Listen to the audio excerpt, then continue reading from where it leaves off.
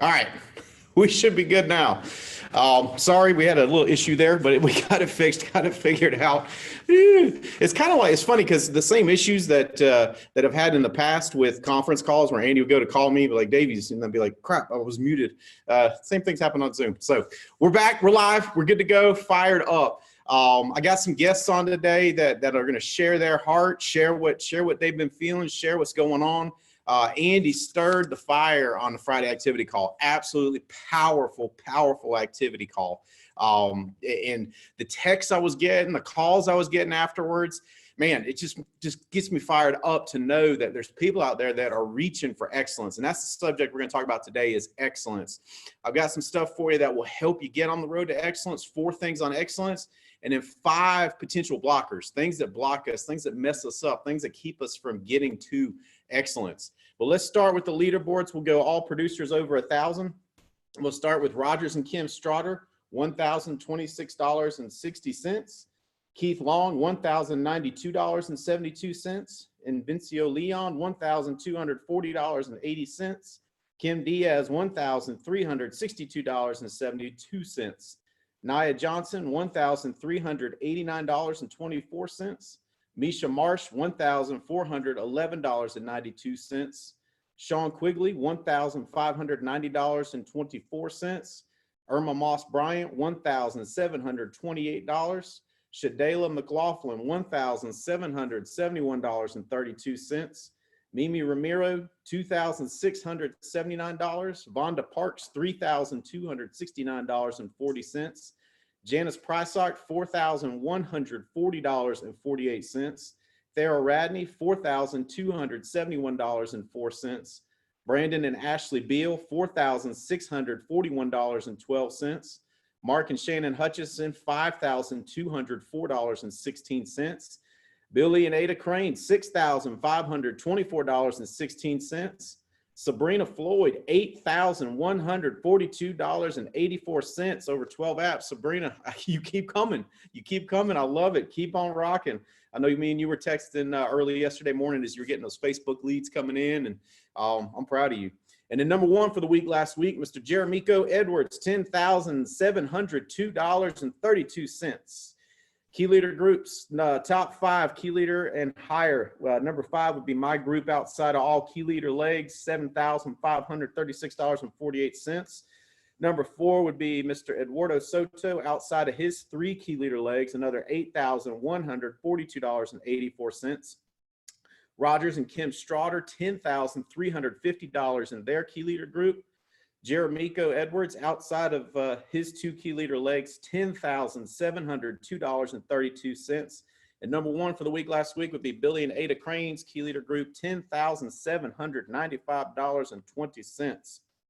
Completed fast tracks for last week, all with 1 direct completed fast track, would be my base shop, Charles Fowler, Kyle Jackson, Noel Wilson, Aaron Gooden, Sean Quigley, and Mary Lee. With 2 direct completed fast tracks, Rogers and Kim Strotter, Evan Patzer.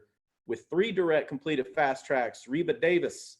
With 4, Eduardo Soto. With 5, tied with 5, Brandon and Ashley Beal, and Hunter and Sammy White. You saw we had them on the call last week. They said they're coming. They're bringing the numbers. I love it. Y'all keep it up. Hey, Hunter and Sammy, let's make sure we chat this afternoon. Let's keep that fire going. I'm so proud of you guys.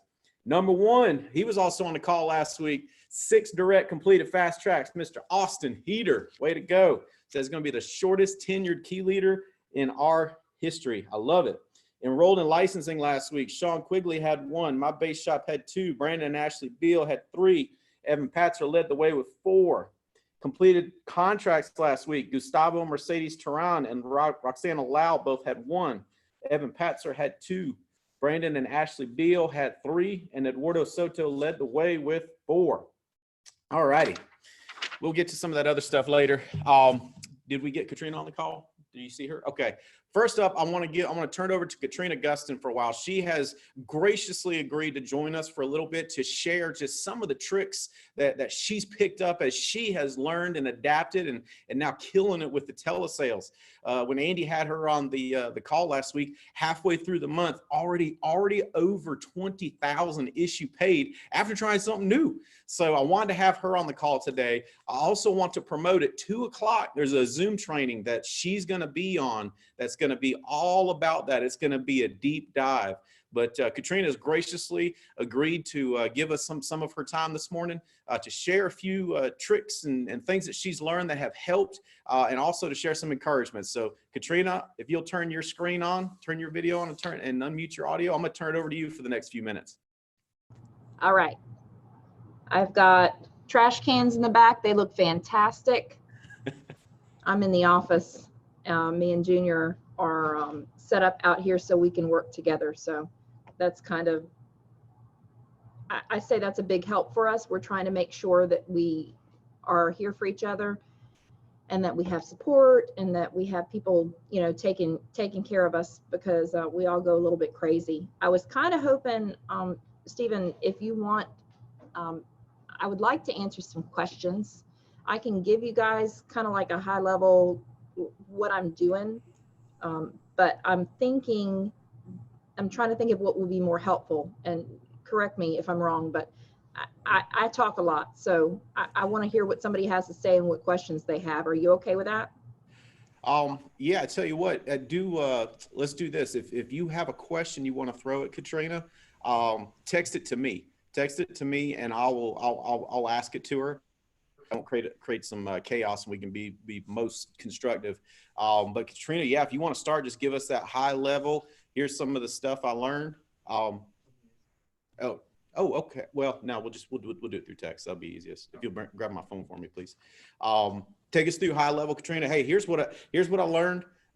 Here's changes I made, and here's why I'm fired up, and here's, you know, just some of that high level stuff. And then guys, start texting me any questions you got. I will be watching my phone. Okay, cool. Changes I think I've made. When I first started, I was making changes more than I am now. I changed back to what I normally do, which is big for me. So I was trying to only do Facebook leads. I was trying to just do everything the way the first people who started to do the telesales were doing it. I don't think that was a good move for me, because I already knew how to sell. I did not have a problem with that in the first place. So I think I kind of got freaked out by thinking that I needed to change something up or do something differently. So what started helping me is I realized that I did not have to change everything. I started calling all the normal leads that I would call, instead of thinking that I needed to call all of only Facebook leads, or I need to say this script, or I need to do this. I just put in order of the best leads that I had and started calling them. So number one was current client leads. I get those on my GMR. I also do KIT, so that I have downline current clients, you know, abandoned. Some of my current clients, I have a few of those that I get in every week. So I start calling those first. I start calling the policy reviews that I have to do for my clients. I start calling the current client leads. That's the number ones that I call first. And then I start calling through my GMR leads, because I still get leads, A0s, you know, from my area where I'm working. Most of them, I mean, I'm in Florida, so it's 99% final expense. So I'm going through those and calling them, and then I'm going through the rest of them. There's nothing wrong with Facebook leads. I've sold many, many, many of them, some in home and some on the phone. But the main thing that I have learned is that mentally, if I can make sure that I am on top, then I stay there. So you've got me in the morning. In the evening, I'm way more linguistically talented. So if I make sure that I'm confident, that means I'm selling, then I do a lot better on the ones where I don't know people, where the leads might be a little bit more shaky. You know, they might remember filling it out, or they might not remember filling it out. The people that are a little bit, that I normally have a little bit more hard of a time with, I don't start there because I want my confidence level to be way up here. And then as I'm selling, as I'm getting down to some of these leads here that are not as much my favorite personally, I have a lot of confidence built up so that I'm able to do a lot more with those people and help them out. It keeps my confidence level constant, which to me is the most important thing. As long as you have confidence and you feel like you are successful and you know what you're doing, it makes a huge difference as far as what you're able to do after that and in the future. I would say that that's primary. I am comfortable as well. I know y'all think that's nuts, but I like to have everything set up. So if you could see my desk, like I moved out here so that I could be with Junior and anybody else who is dialing here in the office. The reason is that it is new. It is a little bit disconcerting. It's a little bit nerve-wracking. And for me to have people who can help me or who are listening to me and who can say, hey, it's all right, no problem, move on to the next one, that makes a huge difference for me. I know not everybody needs that kind of camaraderie. I do. So I moved out here, and I've got everything organized so that I can think straight and keep moving, so outside of the confidence, just doing something. I found the first couple of days when I wasn't really doing much, it's because I didn't know what to do. I was trying to make all these changes that didn't really need to be made in the first place. So I wasn't really doing a lot of activity. And the problem with not much activity is you don't really have that many chances to make an impact, to make any sales. You don't have as many because you're not doing anything. You're just sitting there trying to figure out what to do. So yeah, get confident, do what you normally do. If you sell how you normally sell, but then make sure that you're moving and make sure that you're doing, and that you're asking for help. And if you can be with somebody, or even if you can't, like a lot of people don't have an office that they can go into. Sometimes we'll get together at home. We'll do that, multiple ones of us, just like we would with a dial session. We'll do that at home with selling. It doesn't really matter where you are. If you can't be with somebody, get on Zoom. At least you can see other people, listen to other people, and you feel like you're doing something and you're in it together. Stephen, I don't know if that makes sense, but I would say that's pretty high level. Probably the last thing I would say that's really important to me when I was talking to Tim Goad when I first started and I was having a hard time, and he said, Katrina, you know what, you need to stop and remember why you do this in the first place. And it's very near and dear to my heart. It's important. I'm here to help people. I know more than anybody else does when I'm talking about my clients about insurance and about how to find out what's going to help them and what's going to help their families. So I need to make sure that I remember what I'm doing. And what I'm doing is trying to help people. If I can stay focused and centered on that, and make sure that I'm doing everything I can for my clients and make them feel comfortable, then the rest just comes along real easy. And it was just a mindset shift in that case, but it was a huge mindset shift. It helped me a lot to be confident and to not put so much pressure on myself. I love it, Katrina. I'm looking at the questions I'm getting, and their question is like, what was the things you did that made the biggest shift, and that's the stuff you're covering. I love how much the same thing is the same thing. And, it's still love the people, do it for the right reasons, help them. They need it. And then it's funny. I had that same conversation you're having right now. Dinah Castile somewhere is just going, because we just had the same conversation. She did the same thing, tried to change 38 things. I was like, whoa, don't change the world, adapt. But if you're going to change 38 million things about how you do what you do, you don't know if something does work, you don't know which part it is. And just, getting back to that heart of doing it, how you do it. That was good stuff and very reaffirming. Cause just like I said, just had that conversation with Dinah Castile. I was like, yeah, see, I thought we were right. Same. It's the same. No different. That's awesome. Well, Katrina, I don't want to take a ton of your time because I know you're already giving an hour to the Alliance here at 2:00. If just in parting, you could give just, maybe a thought of encouragement. If somebody's out there feeling overwhelmed, maybe just give them a parting thought on encouragement, because I really want to drive them to the 2:00 call or the 2:00 Zoom training we got coming up on that, where you're going to do more of a deep dive. I probably just as much or more than anybody get freaked out and get scared. Say, hey, Junior. Hey, Junior. My main thing that I want to leave people with is that we're all scared. I mean, our worlds have been turned upside down. That freaks everybody out. Even my kids are grouchy. You got them rolling on the floor. This sucks. Oh my gosh. Preteens. It's so great. We're all feeling that way. And I just want to make sure that people know that there's nothing phenomenal about Katrina. The only thing that I think is the most important thing about me is that I try to keep myself focused on other people as much as possible. So when I'm focusing myself on clients and helping other people and helping other agents, it makes me feel less scared. It gives me a lot more confidence, and then I end up doing better. So don't be scared. If you are, don't be afraid to tell somebody, hey, this is freaking me out, man. Like, I have mental problems because of this. Trust me, there are billboards all over the country that say anxiety and depression. Call this line, call this number. Everybody's feeling it, but you can do it just as well as I can.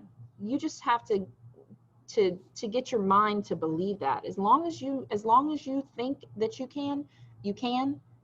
Everybody says, oh, that's so cliche. They say it over and over and over again. No, it's true. I mean, if you look at my numbers from November, Stephen, and you see 30, 30, 30, 28, 29, 30, 30, 30 plus, it's not because of this that it's been high. It's because I saw that I was able to do 30 plus one time, and it was like an epiphany for my brain, like, oh, wait, what, 20? No, I can do more than that. Holy crap. And then all of a sudden, it was this big explosion because your mind has so much power, you don't even realize it. But once you get your own belief behind you, you've already got the belief, you realize that you can do something. That's all you need is your belief. So get some belief however you can. Everybody's different. And then move out of that momentum that's going to give you. It's going to be huge. And if you need me, anybody is welcome to call me. I mean, I talked to Evan. I love Brandon Ashley. Oh my God, Soto. I love you guys. You're all on my team. It doesn't matter who you're with, but let me know, reach out. And we've got a lot of awesome resources in the people that we work with, so we can be an encouragement to each other.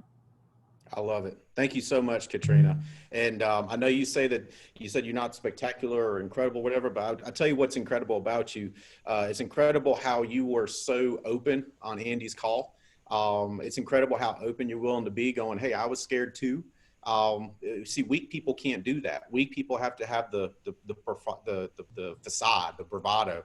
And I'll tell you what's phenomenal about you is that you went out and despite having the same fears that other people faced, you just pushed long enough to make it happen. And then you're sharing your stuff. So, Katrina, we love you. Thank you so much for jumping on. I know you're going to kill it on that 2 o'clock Zoom. I'm texting everybody I can think of to get them on that, to get some more of the good stuff from you. But I appreciate you being willing to share some time with us this morning on our team call. Thank you so much. Love y'all. Happy I could help in any way. Like I said, call me if you need me. Okay. Sounds great. Thank you, Katrina. Bye, y'all.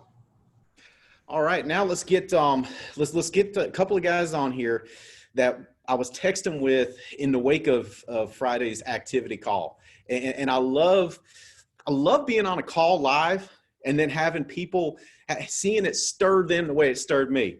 And so I was texting with Hutch and Jeremico both during that call, and I was texting with several throughout the day. I told Holly, I was like, this is going to be a heavy bouncing back and forth day with a bunch of people because Andy stirred some souls on Friday morning.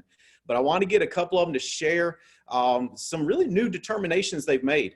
And I'm so proud of them. It's one of those things, and I'm proud of everybody that's decided to take new ground instead of just try and preserve what you have.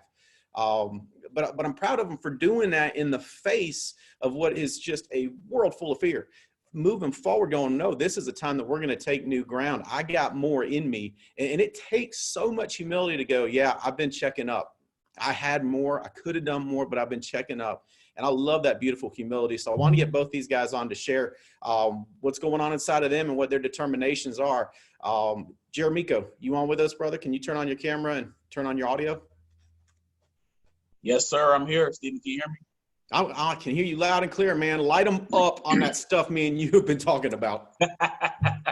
Man, let me see. Let me turn this light down a little bit. Okay, so that was an amazing call. Stephen, I don't know if you know this, but like afterwards, we had another call with Andy Albright, just like select people, and he lit us up again. I mean, he really bit into us in that call. So you got the activity call plus that call, and it was just my mind was going crazy thinking, what more can I do? What more can I do? And then as I got the text message from you and you said, hey, bro, can you do 20,000 from Friday until next Thursday? I was like, you know what? That's it. Like, that's confirmation that it's like, I got what it takes to do 20,000 in a week. So that was my, Andy's battle cry was 20,000 a week.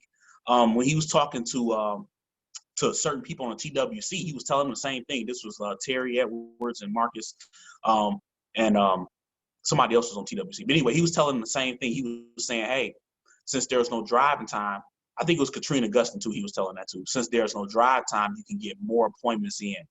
And I found that to be the case. Like last week when I rolled, I was at 87,000, and that was in one day. So I did that in one day. So I'm thinking, if I put 2 good days in of work like that, 2 or 3 good days in, now I did work all day. I was super tired. I didn't know what day it was. It was frustrating being in the house. I didn't go outside at all. So I don't know if it'll be all day like that where we're like not getting sun. But if I put a couple of days in like that where I'm able to knock out 8,000-9,000, I mean 20,000-30,000 a week is possible. And that sounds crazy even coming from my mouth, like saying that now, but it's now that I've saw it, now that I've done it in a day, I've done 8,000 a day. I did like 13,000, from Monday to Friday, I turned in about 13.5. So I did that from Monday to Friday. So just a couple good days in there, man. And just, with the belief of you, Stephen, and the belief of Andy and me, I really feel like I could shift the culture of the company, and the new norm will be 20,000 a week. Again, we all had to overcome certain things in our mind with this pandemic going on. But I'm thinking, heck, look, once we get past it, so we had to overcome things in our mind, but now that we're past it, and now that we're starting to get the hang of this thing, and we know what we're doing, it's the same thing. Just like Katrina mentioned, you have to know what you're capable of. So I knew I was capable of closing 10,000 a week in the home. So it's the same thing. I just have to transfer that enthusiasm on the phone. So that's what I've been doing. So now I can increase my ability, increase my appointments, increase everything, because I'm not driving from town to town. So it's definitely doable. Here in Michigan, we got people protesting, saying open back up the city because people are ready to get back to work. And I'm thinking, I ain't about to be out there protesting. I got my own protest. My protest is I need to help more people. I need to help people fight poverty. So that's my protest. So I'm already protesting. I'm not at the Capitol protesting like they are here in Michigan, but I'm protesting. We got to get out of poverty. There's no more writing 10 grand and sitting back and chilling. We got to do the best we can. So Andy showed us some numbers of guys doing 40,000 a week. Now I don't know where those numbers come from, but I was still inspired.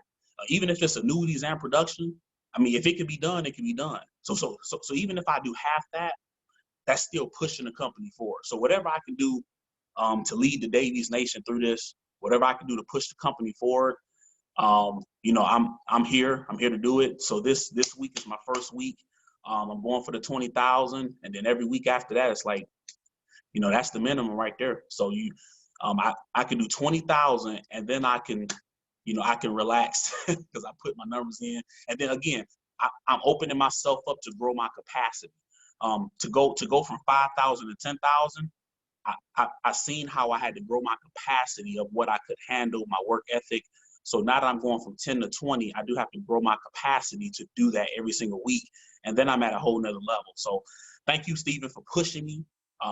Thank you to, Andy as well for just having a system like this set up to where we can have the capacity to work more, make more money, and have fun while we're doing it, man. So I appreciate you, brother.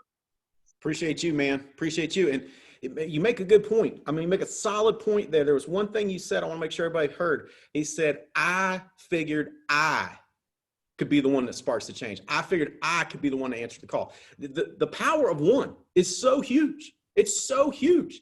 We've all seen that TEDx talk about movements, how movements start. It starts with one lone nut dancing. There's a video of how to create a group dance. There's the one lone nut dancing, and then a second person joins, and then all of a sudden they got a crowd. And that just all takes one person. You can be that person that leads that. And I'm talking to everybody out there. So Jeremico, I appreciate you throwing down the gauntlet. I appreciate you saying I'm gonna lead the way. Let's go, bro. I love it. I love it, man. I'm so proud of you. Along a similar vein, I want to get my buddy Hutch on, man. He was the first person to text me during the call, and I was like, oh shoot, it's about to be on now. So Hutch, same thing, man. Light them up, brother. Man, it is on. I tell you what, I had already made up in my mind that day, just kind of, I was going to get some stuff done around the house. I was going to, regroup, in quotes, regroup. And don't get me wrong, we turned in, it was a little over $8,000 Monday to Friday last week. And I remember having the mentality and just thinking, okay, not a bad week for, staying at home, and did one appointment out in the field as far as going out somewhere and writing it. And I just remember thinking, yeah, it was pretty decent. And I really, if we're being completely honest here, which I know we always are, but I really did not put a ton of time work-wise into the week. And so what happened was I got comfortable, and I'm sitting there listening to the call thinking, what stuff I was going to get done around the house that day. And I remember Andy talking about how people can be fearful of success. And I was like, he messed up. He didn't say that right. He's talking about fear of failure. And he said it again. He was like, people can fear success. And I was like, why would somebody fear success? And then he listed 3 ways that people fear success. And one of the things he mentioned, it was like, I just stopped what I was doing, because he said, people fear success one way people fear success is the fact that they think they've set a new expectation for themselves. And once they've had some sort of success, then people see that and think that that's going to be the new norm for them. So then they have this, well, if I become successful, if I go out and write $10,000 in a week, then people are going to expect me to do that more often. And in a sense, it kind of goes back to a phrase you've used a lot before, Stephen, where people just want to settle for the bare acceptable minimum. And I kind of found myself feeling like, hey, I wrote $8,000 this week. I've done that plenty of times before. Not my best week, but not a bad week. Why don't I just kind of let it go, and then next week go at it and try something, try and do it again. And so I made up my mind during that call when we were talking that instead of just kind of taking the day off and getting stuff done around the house or whatever, I was going to get back on the phones, and got back on the phones and made 3 more sales on Friday afternoon for almost 8,000 just on Friday afternoon. And one of those sales, I was talking to the client, it was a new lead, and was talking to the client, and they said, hey, we like what we're hearing, but we'd really like to meet face to face. And I said, are y'all both at home right now? And they said, yes. I said, I'll be there in 35 minutes. And they were down on the southern end of the county for me, and got in the car, drove down there, and walked out of the house an hour later with a check for $370 a month. So, it's encouraging, and it's also amazing at what can happen when you just make that decision of, I'm not going to settle. I'm not going to get complacent. I'm not going to be okay with the numbers I've put up in the past. I'm going to dial an extra couple hours today. I'm going to put in a little bit more than I was planning on, and just kind of what you'll see as a result from that. I love what Katrina said. I love what Jeremico just said, how, when you do that and you start to realize, hey, this is what I'm capable of. This is what can become the new norm for me. and you don't have to fear it. You know, with this whole thing we got going on, everybody, every single person on the TWC that Andy talked to last Wednesday, every single one of them, and they're all people that have turned in big numbers before. They're all leaders in production. Every single one of them said, I was nervous, I was scared, I was uncertain of the outcome. The difference for them and people that quit is they didn't quit. They just said, hey, we might have to adjust a little bit, but it's time to keep moving forward. And this might sound like a stupid example, but last Friday morning during the call that we had, and I'm texting y'all this, I'm listening to it on my headset, and I walk out my back door, you know, just taking a look at the view we have, and I look right over this split rail fence that's literally 15 feet from my back door, and right on the other side of that split rail fence, I swear to God, was a 6 foot long snake skin. 6 feet long. I got the picture with the tape measure next to it to prove it. I hate snakes. I hate a snake that's 6 inches long, and this sucker was 6 feet long. And if you see a snake skin that wasn't there a week ago, what that means is there's now a snake out there that's over 6 feet long. If he just shed a 6 foot snake skin, now he's over 6 feet long, and he's crawling somewhere or slithering somewhere across my property. Does that mean that I stay inside now and just don't ever go out again? Because I mean, the hairs on the back of my neck stood up when I saw that thing. I abhor snakes. And does that mean that I just stay holed up and be like, oh, we got something new, something that's crippling with fear, that's paralyzing, and we're just not going to go outside anymore or go anywhere, and that's going to fix the problem? No, it just means, hey, you have to adapt a little bit. It means being a little bit more observant when you open the door. It kind of means looking over the landscape, you know, where you're walking and things like that, just being a little extra cautious, but you still do what you got to do. And that's what we're facing here with this pandemic. Is the need is incredibly great. We just got to do what we got to do. Yes, we're having to make some adjustments, but we're all in this together. We're all teaching. Katrina's about to get on at 2:00 and teach how she's made some of the adjustments to keep putting up the crazy numbers she's been putting up. And she'll be the first to tell you, if she can do it, any one of us can do it. So at the end of the day, it's like, are we gonna sit there and make excuses, or are we gonna sit there and make a way? Are we gonna sit there and duplicate what others are doing who have seen the success, even with the adjustments they've had to make? And so I just determined, like Jeremico just said, like Katrina said, like the leaders are saying, hey, I'm going to be part of that group that's going to take a stand, that's going to take the lead, that's going to go out and show this can be done.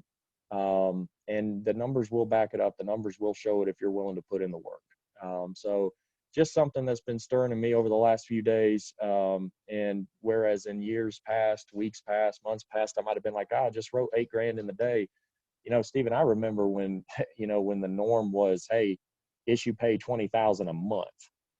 And it's like, we got so many people doing that now that have shown that this is the new norm. This can be done.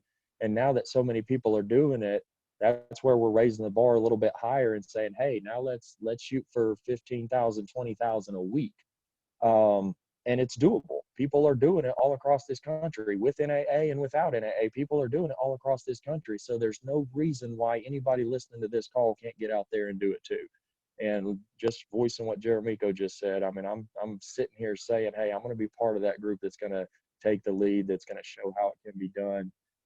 Set aside the things, the distractions, set aside the BS excuses, and go out and just work and make it happen.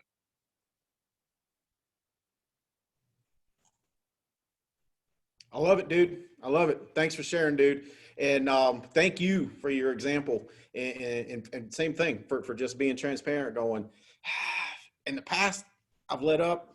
That ain't me anymore. And I love it, man. I love it. So it's going to be awesome to watch you continue to lead and set that example, dude. And we find that snake, man. That's, I'm with you. My eyes are wide open, dude. Last night I saw that big died of lead poisoning. Not the slow kind.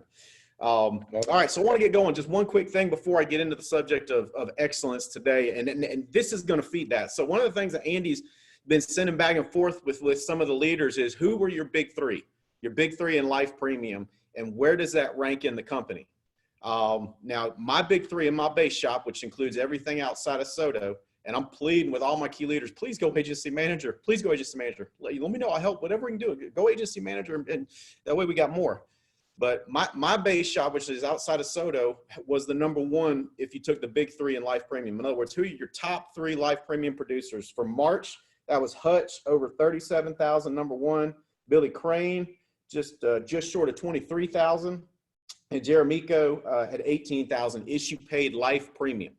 And then Soto, his big three for the month of March was Austin, led the way just short of 20,000. Evan Patzer with 14,436, and Shadela McLaughlin was his number three, 5,922. Now, why am I bringing that up? I'm bringing that up because there may be some contests and some things, some competitions of brewing. So if I'm me, or if I'm you, I'm going, I am going to represent my base shop in the alliance and be one of the big three, be one of the top three. I'm gonna make sure my base shop wins. And if I'm on Soto's team, I'm doing the same thing. I'm going, I'll be danged if Davies base shop is going to beat up on us like that. I'm going to put my way up into the top three. So April's not done yet. There's plenty of time, but I'm bringing that up because it's been something going back and forth, Andy and a few of the top agency managers. So if I'm you, I want to represent my base shop. And then what I want to do is I help you break out and be your own base shop. All right, so let's get going. Excellence. Excellence. Here's the definition of true torment. You say, what would true torment be? Here's what true torment would be. At the end of your life, to be forced to watch a movie, and I'm talking full 4K surround sound, just an experience what could have been, what you could have done, the lives you could have impacted, the accomplishments you could have, the money you could have given, the trips, what could have been, had you not stopped, had you stopped stopping, had you stopped letting up off the gas every time we got a little momentum. Just watching that movie, that would be torment, knowing you can't do anything about it now. Well, here's reality. Reality is yesterday's gone. And everything up until, 10 after 1? Everything up until 10 after 1 today is gone. So what could have been is gone. It's gone. So if we were unproductive, if we spent all weekend lounging, the weekend loungers never get anything worth doing done. They get plenty of couch time, but they have no impact. That's gone. You can't get it back. And so in a very real sense, you're living the torment if you think about it. What could have been? What could have been? Why have I been at this level so long? Why this? Why that? What could have been is a powerful, powerful thing. And that's why pursue excellence. That's why pursue excellence, because then you use up all that capacity in the pursuit of excellence. And here's a huge thing, and Hutch hit on it, Jeremico hit on it. When it comes to pursuit of excellence, I want to hit you with this. Your beliefs don't reflect your reality. They create your reality. Your beliefs don't reflect your reality. So in other words, the things you believe to be so, we think of them as a reflection of reality. When in actuality, it's our beliefs that create our reality. What you believe possible creates your reality. You just heard Hutch talk about it. We used to believe $20,000 a month was a big deal. That created a reality where people got 20,000 and that was the pinnacle and they stopped. Such a limiting thing. It's not, your beliefs do not reflect your reality. They create your reality. That's why people that fight for their limitations and their situations, that's why they don't get much done, because their reality is shaped by those beliefs that they can't, that there's not enough, that it won't work, that you don't understand my situation. It creates a very lame reality. So just remember that. What you think to be reality has been shaped by your beliefs, not the other way around. Not the other way around. And one thing I want to hit you with, and I've shown this before multiple times, but it's the law of life. Here's the way life works. You got skills and you got challenges.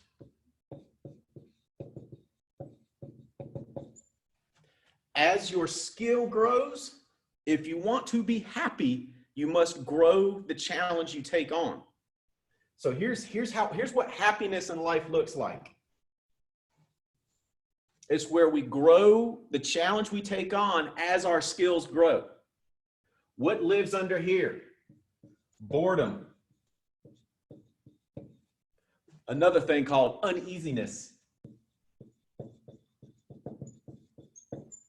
Ironically, the uneasiness that it makes the lounging less enjoyable because when we do this and we just cap ourselves off, we're uneasy.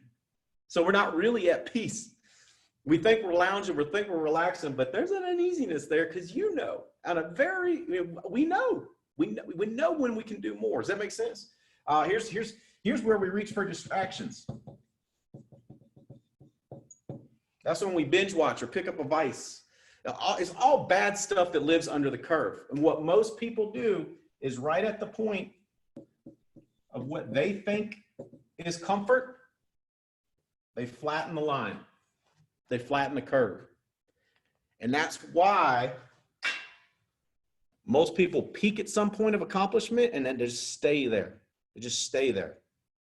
And you can see it at a level too. If we peak at a level and we stay there, I mean, I'm looking at myself going, I've got to figure out some tweaks. I've got to figure out how I've got more. I've got more. I know I've got more.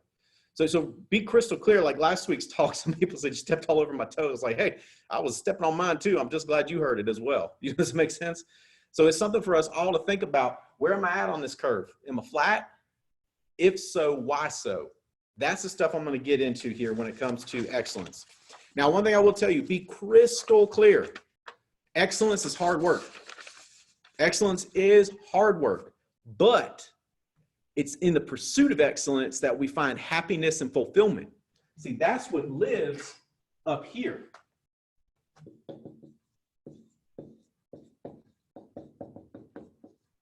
Happiness and fulfillment are in that pursuit of excellence. Is as you're pursuing it. That's where you find happiness and fulfillment.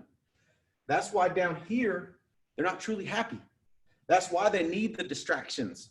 That's why they need the vices. That's why they need the things to pass the time, because they're not happy. They're not truly happy and fulfilled. That's why they need to binge watch just to pass the time, because they're not happy and fulfilled. Happiness and fulfillment lives on the pursuit of excellence. So rule number one of excellence, I got 4 rules on excellence and then 5 dangers to look out for. Rule number 1 on excellence is you must decide. You've been hearing Andy say that a lot about making the decision. That's the first thing I'm hit you with, decision. We've got to make the decision to pursue excellence. It's a decision that we make and we have to keep making. Success is only rented, never purchased, and rent's due every day. Every day we've got to make a decision to continue to pursue excellence. Now, here's why the decision is so important. It's because the how only appears after the decision. So if you think of it as the flow, first the vision. So you kind of think about that, the stuff Andy was talking about on the activity call, thinking bigger, that's the vision. Then comes the decision. Then comes the how. So if you struggle with how, I would go back to and say, did you really make the decision? Because that's the piece that has to fall into place before the how makes itself manifest. When you make the decision that no matter what, I am going to write $20,000 a week, no matter what, I am going agency manager. When it's made and it's a real decision, the how becomes apparent. I was talking about this with one of you guys before, we were talking about your clarity right now, because you had made a solid decision. The clarity that comes when a decision is true and real and permanent, it's clarity. And so if it ever feels hazy or I can't figure it out, I will go back to the decision piece. And here's why that's so important. Life is lost. Way too much life is lost on internal debate, internal explaining, internal bargaining, and internal worrying. Way too much life is wasted there, and the life and the energy spent in those things, it's gone. It's gone. And you can't put it to use. in anything that matters. It's gone. That's why the decision is so key. Now, how do you know you made the decision? Watch what happens next. We talked a little bit about this last week. Watch the words you use. That's what I do when someone says, I have made the decision. Austin Heater says, I will be the shortest tenured key leader in the history of the Alliance. I'm like, I hear you. And I'm watching. Does that make sense? Like if I talk to him next week and it's like, yeah, just maybe I'm seeing about sometime trying to, whoa, maybe trying. What are we talking about? But see, that's not what I'm hearing from Austin, and you're seeing numbers. Same thing, you hear a couple like Hunter and Sammy White say they're going to attack it. And then you see, so what comes next? What comes next? All right. Now, once we make the decision, step 2 on the pursuit of excellence is to be completely honest with yourself. Be completely honest with yourself. It's an irony of life that most people, and I'm not talking about me and you, because me and you want to lead, but I'm talking about most people. They spend their days telling other people like it is. But there's only one person they're not telling like it is. That's the person they look at in the mirror every morning. They tell everybody else like it is. I call like I see it. But yet they fail to look in the mirror and call it for what it is. I don't want to be one of those people. I've often said I'd rather find out a bad reality than live a pleasant untruth. Why? Because I can fix a bad reality. I can't fix a pleasant untruth. So when you be completely honest with yourself in the pursuit of excellence, the big question is, where is my time going? Because if you're getting spanked, Andy's Megan Wood has been that latest person that has come on and just passed people right and left, passed people like their feet are nailed to the floor. She don't have more time than you. I promise you, she has about as many obstacles and things to deal with as you, probably more. So where does the time go? How does one person pass a person? I might think about the run Soto made in the last little bit where he went key leader, agency manager, district manager over a 6-month period of time. Key leader, agency manager, district manager. When others didn't, and you say, well, what he did with his time in that run is what made the difference. Now, what will make the difference as he moves up will be what he does with his time. Does that make sense? So that's where being completely honest with ourselves is key, because we have to come back to the God's honest truth of, we got the same time on this planet that they had last week. We had the same time. So if I got beat, why did I get beat?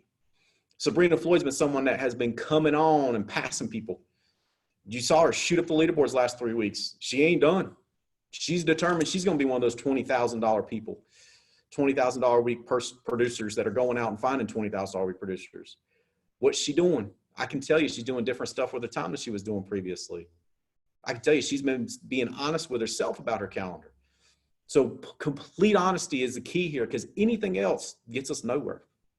Anything else is just another week will go by where we can find a list of things that are unfair and went against us and nobody understands, but we won't have a list of things that we actually did.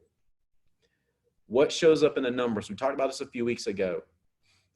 Busy don't show up in the numbers. We can feel busy and be unproductive. I was talking with one of you about what you're doing, and you were busy. I agree, but you got tied up into things that just weren't productive. And I'm glad we had that conversation. So who are you getting beat by? Why? There's only 2 reasons you'll get beat. Because I know you. You may not want to believe it, but I know you. You will not get beat on God-given talent alone. You won't. You won't. I know the top people. They'll tell you. You heard Katrina. She's very honest, very clear. You won't get beat on talent alone. What you can get beat by, though, is somebody working harder or somebody working more effective. That's it. So which of the 2 is it? And I know these are brutal conversations to have, but they got to be had. If you've gotten passed by people, which was it? Because we can fix that. We can't fix the fuzzy, hazy explanations that me and you love to come up. We come up with them. Lord knows I can too. But we can't fix that mess. We can fix one of the only 2 real reasons you get beat by somebody. Sometimes people say, well, I don't like to compare myself to anybody. I'm running my own race. I hear you. But leaderboards are kind of like the scale. I don't always like what the scale says about me. I can do one of two things. I can go, well, I just don't agree that this scale is right. I think I should be measured on a different scale. I think it's not. I think what a man made up of is more than just what I could do all that. Or I could go, what decisions did I make that created this number? What decisions did I make that created this number? If it's going the right way, what decisions did I make that created this number? That's all leaderboards are. So if you don't like where you're at on a leaderboard, it's just a measurement. But here's the cool thing. It's only a current measurement. You can change where it goes moving forward. So that brings us to after we decide and we're perfectly honest with ourselves, then we have to make, here's very key, follow my words, permanent one-way system changes. Permanent one-way system changes. It means we have to change our system, change the way we're doing things. And they have to be permanent one-way changes. What do I mean by that? Meaning once we make the decision to move forward towards excellence, those system changes are permanent. We don't move back. Andy told me this probably one of the first dozen conversations we had when I met him 19 years ago. He said, Bo, let me tell you something. Yes, got the Israelites out of Egypt, but it was going to take no to get them into the promised land. He said, do you see how that relates to success? And I was like, I get it. It's easy to say, yes, I want to be successful, but it's all the stuff you're going to say no to that's actually going to determine that. A profound conversation. I get goosebumps thinking about that conversation 19 years ago. Because here's what I want. I want you to be happy, not frustrated. It doesn't matter how fired up you get. If you don't make real system changes, in other words, it doesn't matter how fired up you get. I'm going to be $20,000 week producer. I hear you. Better buy more leads this week. Better invest in more leads this week. Better make more calls this week. Does it make sense? That's why you see after convention, everybody's so fired up. But then what happens? The bulk, the 80%, remember the 80-20 rule, the 80%, they let off the gas in excitement because they didn't make any system changes. They go back and do the same exact thing they've been doing. And when the results don't change, they give up. So it has to be real system changes. Are you investing more in leads than you were previously? What are you investing in for recruiting? How does that fit into your calendar? How much time is it? How many calls? All that stuff. Permanent one-way system changes. How about all the should stuff, the stuff we should be doing? Are we doing referrals, HMA? Are we posting our successes? Are we writing annuities? Are we reporting our activity, entering it into the ARC? We have amazing measurement tools in the ARC now, but we got to put our activity. Are we doing all those things? See, what system things have I been putting off doing? That's the stuff to put into place. And on this, seek the highest possible counsel. I can't tell you how many times people have gotten themselves sideways into time wasting, either non-productive or low productive activities, and it typically starts with, well, at the hot spot we were talking. It's like, but who's the highest level there? Does that make sense? Seek the highest possible level. If you can get Andy on the phone, that's like I'm talking to Quigley all the time now, and he's talking to Andy, and I'm like, hey, dude, you get his time. I mean, if he'll take your call, you talk to him. You don't need me. He's a higher level than me. Does that make sense? Seek the highest possible level. And then the last point on this, seek accountability. That's number 4. So it's decide, be brutally honest with yourself, make one-way permanent system changes, and then seek accountability. Let me tell you something. I know a lot of real winners. I've met a lot of real winners over my time. Real winners want to be measured. Real winners want to be measured. They want to turn in their activity numbers. They want to let people know what they're doing. Because they want to get better. It's the only way to get better. As we talk about the scale, I've read that a long time ago. It said the people that maintain the healthiest weight through life have a habit of getting on the scale every day. They want to be measured. They don't want to hide from it. It's just, I wish it wasn't, right? But it's just is what it is. It is what it is. And we all have those days where we're like, oh God, I want to get on a scale. I know what I did yesterday. Real winners want to be measured. You can have either accomplishments or you can have all the explanations, the limitations, the situations, the circumstance. You can have all that or the accomplishments. It's only accountability that helps us sort that out. You can't sell answers to somebody that only wants echoes. So when you seek accountability, seek it in the right way. What am I doing wrong? What am I missing? What am I doing wrong? What am I missing? And I'll tell you, the ones that didn't just fix everything, Those are the ones that those are the ones that grow the most. The ones that don't, but here, see what I am, okay, I hear you. Does it make sense? Seek accountability. I try to be that way with Andy as much as I can. I'm imperfect just like everybody. I want to add a boy instead of but you didn't do this right. I'm just like you. But all I know is to grow, I've got to be brutally honest with myself, and I've got to be brutally honest with the people that are coaching me, like Andy. All right, real quick, because we're running out of time. Let me give you some excellence blockers. Number one, Hutch talked about it. I'm not going to beat this point to death, but fear. That's probably the number one excellence blocker when I was looking at all this stuff. Fear of failure. What if I stink at phone sales? What if I'm not as good at recruiting? Hey, you likely aren't going to be in the beginning. That's okay. That's why I do a lot of it and get good at it. Fear of success. Hutch talked about that. Am I going to be expected to perform at high levels? When me and Hutch had that conversation, I said, brother, don't fear excellence. And he said, got it. And I was like, oh my God, it's about to get crazy. Fear of accountability, fear of the truth, fear of the truth. It's not a great thing to be measured and to be found deficient. Like if I got left out of a big three, I'd be going, God, woo! But if it's the truth, it's the truth. Does that make sense? I talked about weekend loungers. And here's the thing. I'm sorry, comfort. That's number two. That's why I was like, that don't apply to fear. Comfort, number 1, 2. Remember, the number 2 fear or excellence blocker is comfort. Remember that comfort is a drug, and comfort is where dreams go to die. That's 100%.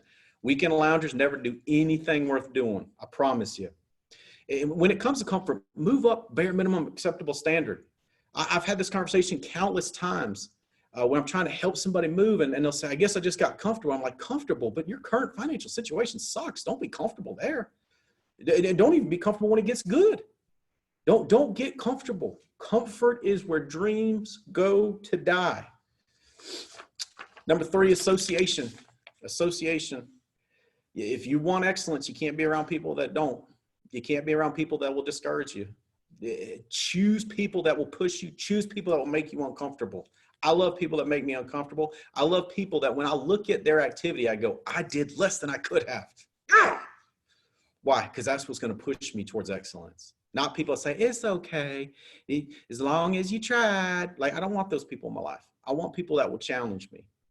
Number 4, early discouragements. Don't get discouraged. When you decide to pursue excellence, you're going to get beat up. Part of it. We talked about this at our boot camp. It's the valley of retreat. You got to move through it. The road to success goes right through the dump, so keep moving. Don't let early discouragement or impatience, trip you up. You may make the decision today to be one of those $20,000 producers. You may put in the work that it takes today, but you may not get the results by next week or the week after. Don't be discouraged. You will get the results. Everybody that's great was bad at one point too. Including, you should have seen me in the beginning. You want to talk about dials. I was a $500 or $600 a week guy, period. And then the last thing, delusion, the biggest excellence blocker. It was funny when we put those numbers out about the big 3 life premium producers. One of the first ones, but I had annuities and 10% and 10%. I'm like, I hear you. And it's one of the things Andy and I talked about. It's crazy. I can show you numbers of people last year that wrote $40,000 a month in life premium. Andy adds the 10% credit for annuities, and guess what they're averaging in credits this year? About the same. Guess how much life they're writing? A lot less. They're leaning on that credit, going, yeah, but see, it's like 40,000 basically. It's like, I hear you, but you were doing 40,000 in life premium. Why not just add the annuities to it? That's excellence. Does that make sense? So delusion, and it has many flavors, believe me. And we all are prone to it. We all slip into it from time to time. But here's what I know. If we make a decision, if we get brutally honest with ourselves, if we make those permanent one-way system changes, and if we seek accountability, I'm telling you, you have more potential in you than you can possibly digest. You got more inside you that, God, let's not let it go to waste. Let's not let it go to waste. Most people die with their best still inside of them. Most people die they die laying on a bed full of potential. Let's not let that be the case for me and you. I talked about it last week. I don't believe I was put here to be happy. I believe I was put here to do great work. Let's go do some great work together this week, guys. I love you. I'm proud of you. Holly loves you too. Let's go out and get it done.